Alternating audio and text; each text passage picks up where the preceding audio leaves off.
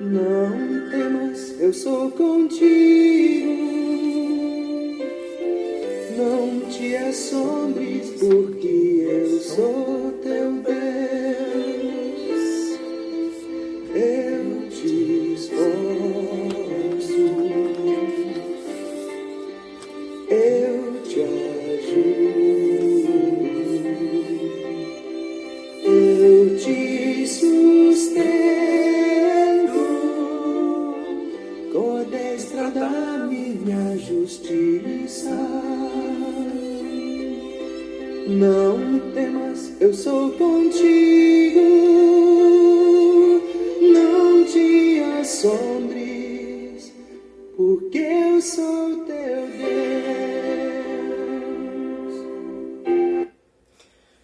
O Evangelho de João, capítulo 20, ele encontra Jesus encontrando os discípulos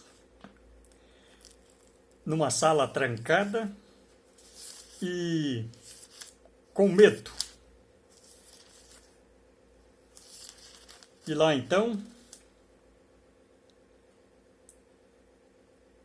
que a paz esteja com vocês. Dizendo isso, lhes mostrou as mãos e o lado. Então os discípulos se alegraram ao ver o Senhor. Jesus disse outra vez, que a paz esteja com vocês. Assim como o Pai me enviou, eu também envio vocês. Só que ele diz antes que estavam os discípulos com medo dos judeus. E Jesus veio e se colocou no meio deles na hora que o medo pegou. Quem não está com algum medo hoje? Então, mesmo os cristãos, eles são vulneráveis, sim. E as emoções, elas pegam forte em muitas ocasiões. E assim, o cristão, ele é chamado de nova criatura, porque ele tem um novo nascimento no espírito. O poder da palavra age nele e a vida dele é transformada. E então a velha natureza, ela morre, ela desaparece.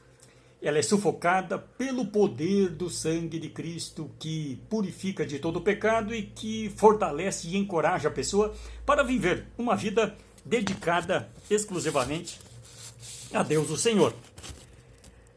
Muito embora isso seja fato e verdade, muito embora Jesus tenha passado pelo túmulo e saído dele, vitorioso, agora é necessário que por 40 dias ele apareça e apareça de novo para comprovar. Estou aqui, prometi estar convosco todos os dias até o fim dos séculos e vou estar. Então, cada um de nós, nessa corrida da vida, planeja. Faz planejamento de uma semana, de um mês, de um ano. E agora, todo o planejamento que a gente fez no ano passado para esse ano, ou todo o planejamento que a gente fez no começo do ano para o ano, ele está sofrendo problemas, porque os planejamentos foram quebrados por um pequeno vírus. E assim, nós planejamos, mas não planejamos corretamente, certo e adequadamente, porque não conhecemos o futuro. E Deus nos alerta, o futuro é certo. E como Deus não usa relógio e não cumpre os calendários nossos, para ele o tempo é tempo. Deus tem tempo. E Deus quer nos dar tempo. E assim surgem os imprevistos. Aqueles imprevistos que a gente não coloca na agenda.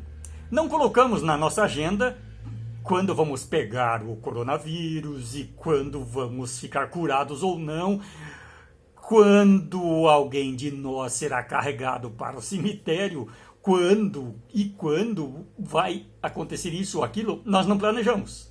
Porque nós planejamos coisas boas, agradáveis, sucesso, nosso aniversário, o casamento, o noivado, o vestibular, o novo emprego. A gente planeja viagens e tudo mais. Inclusive cancelei a minha,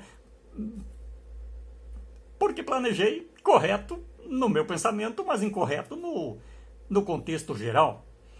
E então se vive numa sociedade literalmente enclausurada.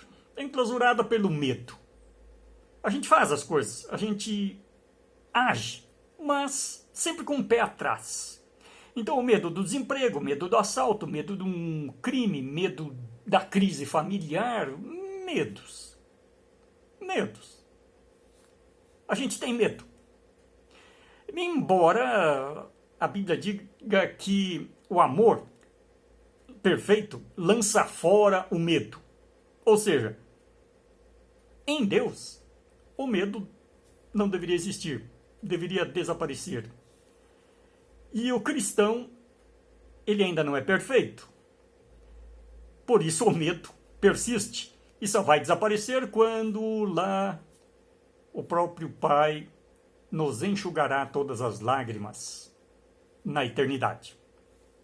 O terapeuta Gary Collins, ele faz uma distinção entre ansiedade normal e ansiedade aguda. Então, a neurótica. A normal seria aquela que reage naturalmente diante dessas crises e tempestades e acontecimentos estranhos que a gente não está bem preparado. E ela é facilmente controlada e diluída quando os acontecimentos eles vão se modificando e se comprovando dentro de uma perspectiva. Há certos aspectos exagerados e desesperados que são demonstrativos da fase neurótica, ansiedade aguda. E então a pessoa ela perde um pouco o senso da realidade. Então, não importa muito bem o tipo de ansiedade que eu e você tenhamos ou soframos, importante é esse Jesus que sai do túmulo. Ele não corre direto para o céu e diz, eu fiz a minha parte.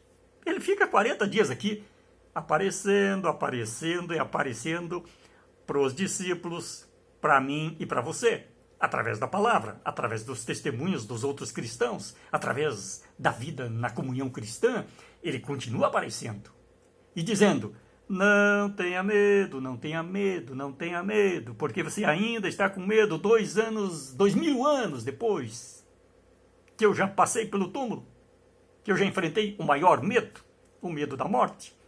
Então esse socorro ele vem, ele traz, justamente através da sua pregação, da sua palavra. Ele é o verbo que se fez carne e habitou entre nós.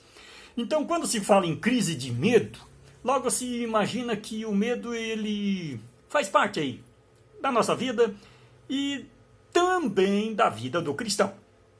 E isso é verdade. O relato do Evangelho aí no capítulo 20 de João mostra essa crise de medo que os discípulos estavam tendo ainda, mesmo já tendo corrido para o túmulo, mesmo já tendo a notícia do anjo, o que vocês estão procurando aqui? Ele não está aqui, ele ressuscitou. Então essa é uma realidade. E aí a gente volta e dá uma olhadinha lá no começo, quando Adão disse para Deus, quando você me chamou, eu escutei a tua voz e eu vi que eu estava sem roupa e eu fiquei com medo e eu me escondi. Adão ficou com medo, porque estava sem roupa. Os irmãos do José, quando chegaram no Egito pela última vez e olharam aquele governador, e aquele governador disse, eu sou José, o irmão de vocês. Que medo de ver o irmão. Medo de ver o irmão no trono, governando. Não tinham medo de ver o irmão no dia em que jogaram ele no poço e que venderam ele para os ismaelitas. Os discípulos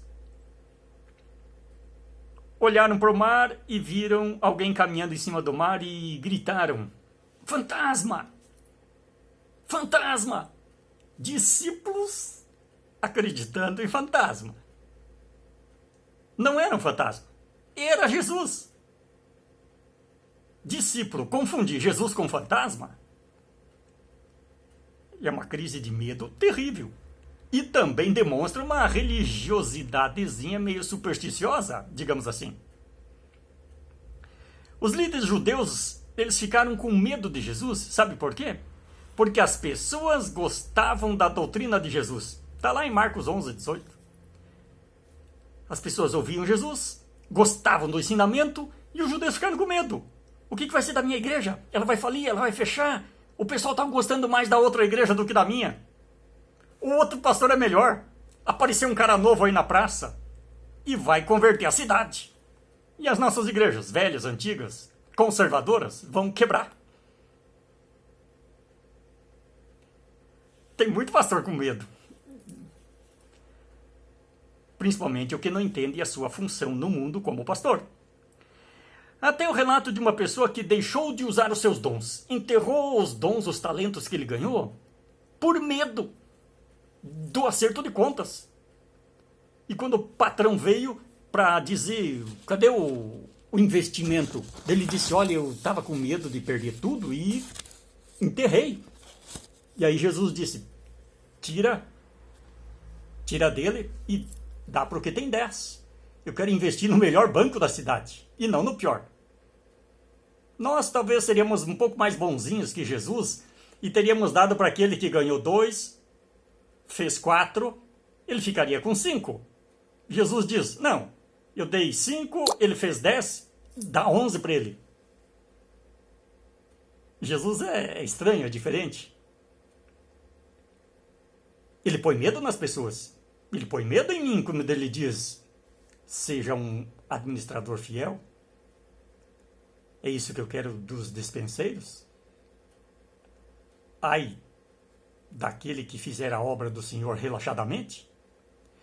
Nós encontramos o fariseu Nicodemos indo de noite dar uma conversada com Jesus porque ele estava com medo. E se alguém me ver? E se alguém vê as minhas atitudes cristãs? E se alguém vê eu fazendo oração?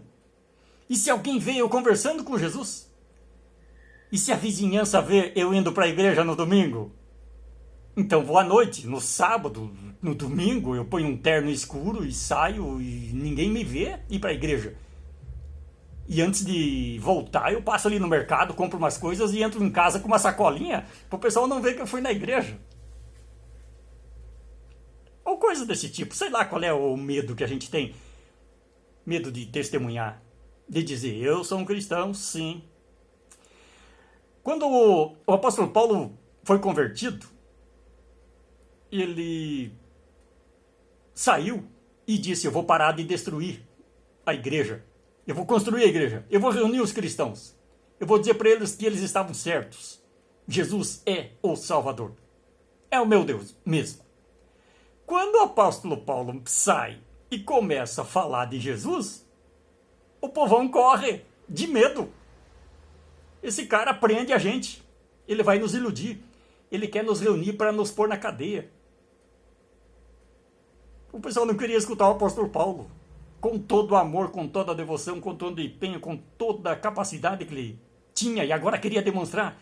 Ele era um recém-convertido, daqueles explosivos. E o povão corria dele. Esse fanático. Não quero saber dele. Então a crise do medo existe. Qual é a tua crise? Qual é o teu medo?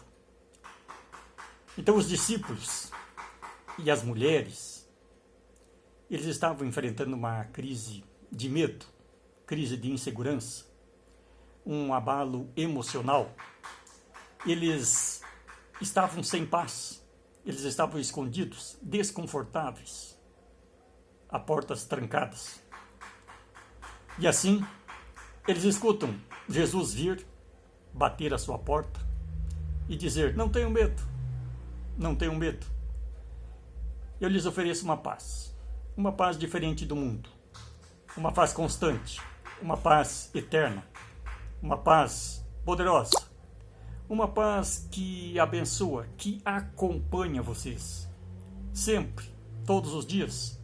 Uma paz que vai fazer, inclusive, um dia vocês passar pelo túmulo e sair dele, vivo, assim como eu vivi.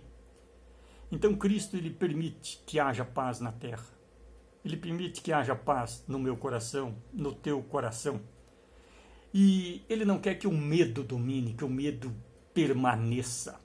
Porque o medo assusta, o medo diminui, o medo esconde, o medo enterra talento, o medo causa vergonha do evangelho, o medo tira a gente da igreja. O medo afasta a gente da palavra de Deus e das verdades. O medo faz com que a gente ache que não é pecador. Por incrível que pareça, o medo faz com que as pessoas achem que não precisem de perdão. Porque o amor, a graça de Deus, custaram muito para Deus. E as pessoas têm medo do pagamento, da conta. E Jesus disse: meu sangue purifica você de todo pecado. O preço foi pago. O preço do sangue, o preço da vida, o preço lá na cruz. Então, a paz de Jesus é uma paz real, concreta, visível, palpável, presente. É uma paz que vem, que não precisa abrir a porta para entrar. Os discípulos estavam trancados com medo, e Cristo vem e quebra a barreira que esconde o medo. Ela é essa energia na fraqueza, ela é essa luz na escuridão, ela é essa vida na morte, a paz. E para essa missão de paz é que a igreja foi chamada e que a igreja foi enviada. O pior que a igreja sou eu e você. Eu fui chamado e enviado. Você foi chamado e enviado. Estamos indo para onde? Estamos indo para onde? A igreja proclama essa paz. Eu proclamo essa paz. Você proclama essa paz. Como? Melhor abrir a porta.